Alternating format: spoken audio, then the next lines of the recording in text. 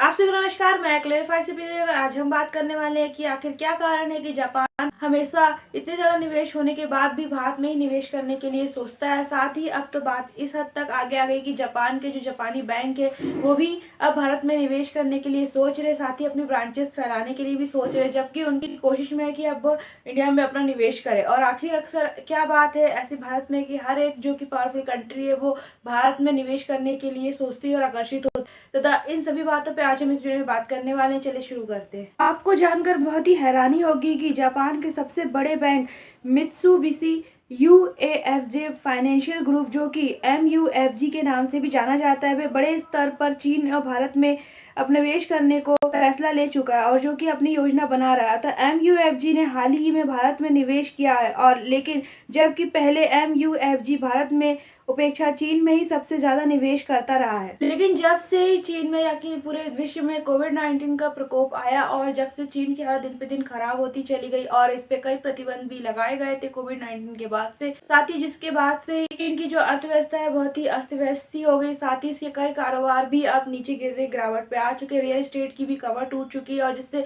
दिन पे दिन चाइना को बहुत ज्यादा जो कि लॉसेस का सामना करना पड़ रहा है। और जिसके बाद चाइना की जो अर्थव्यवस्था है बिल्कुल चरमरा सी गई और जिसके बाद वहाँ पे जो कि इनकी एमयूएफजी जो कि जापानी बैंक है उसकी भी अब वहाँ पे मन उचट रहा और उनकी सबसे ज़्यादा ब्रांच होने के बाद भी अब जो कि ये जापानी बैंक जो कि चीन में अब निवेश करने की इच्छा नहीं जता के, बल्कि वे अब इंडिया में अपने निवेश करने की योजना बना रहा और जिसके लिए वे इंडिया की तरफ देख रहा है। उसका पूरा ध्यान जो कि चाइना से हटकर अब इंडिया की तरफ जा रहा है और यही कारण है कि अब ये जापानी बैंक जो कि अब चाइना में नहीं बल्कि इंडिया में निवेश करने की कोशिश में लगा हुआ और इसके लिए योजना बना रहा है। और ऑलरेडी जापान देश अक्सर जो कि इंडिया में बहुत ज़्यादा निवेश करता आ रहा है शुरू से, और सबसे ज़्यादा निवेश जो कि जापान से ही किया जाता है भारत में, क्योंकि भारत देश जो कि बहुत तेजी से वर्तमान में प्रगति कर रहा है और ये बहुत ज़्यादा सभी क्षेत्रों में अच्छा कर रहा है और देश विदेश में भारत का नाम बहुत ज़्यादा रोशन हो रहा है। हर क्षेत्र में भारत बहुत ही प्रगति कर रहा है और निर्णय तरक्की पर है। और जबकि सभी देश जो कि विश्व के बड़े बड़े कंट्रीज है वो भारत में निवेश करने के लिए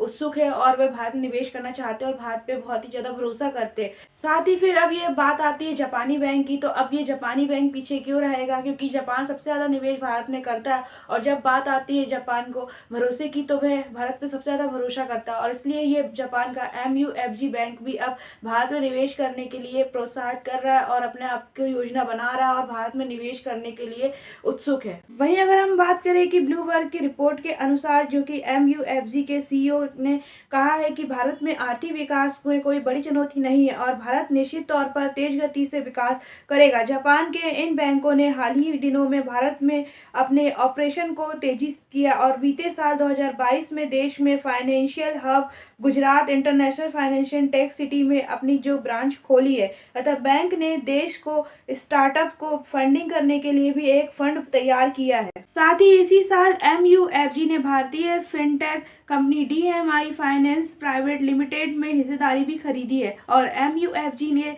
सीईओ ने कहा है कि बैंक का जो bank office operation centre Bharat बन चुका है और लेकिन एमयूएफजी यह और भी कुछ करना चाहती है। चीन के मुकाबले भारत पर निवेशकों का भरोसा बढ़ा है और ऐसे हालत में वहां के जोखिम को ध्यान में रखते हुए बैंक अपने ऑपरेशनों को विस्तार करने को लेकर बेहद सजग रहने वाला है। तथा सीईओ ने कहा कि जो निवेश चीन में अब निवेश नहीं करना चाहते हैं वह निवेश को भारत में अपनी ओर आकर्षित कर सकता है। इसमें एक बात तो ये समझ में आती है कि अब जो कि इस जापानी बैंक का भरोसा चीन पर नहीं बल्कि भारत पर है और ये भारत में सबसे ज़्यादा निवेश करने के लिए उत्सुक है और निवेश करना चाह रही है। लेकिन इसमें एक बात और जो सामने आती है कि जो कि ये जापानी जो कि एमयूएफजी बैंक है जो कि जिसमें चाइना के जो कि निवेश का सबसे बड़ा विदेशी बैंक भी है और साथ ही ये अचानक से अब चीन की गिरती हालतों के कारण और चीन की अर्थव्यवस्था अस्त व्यस्त होने के कारण इसका मन वहाँ से अचट रहा है और अब ये भारत में निवेश करने के लिए पूरी योजना बना रही है और जिसपे कई हद तक ये सफल भी हो गए हैं। साथ ही एक बात खास ये भी है क्योंकि ये एमयूएफजी बैंक जो कि 1958 में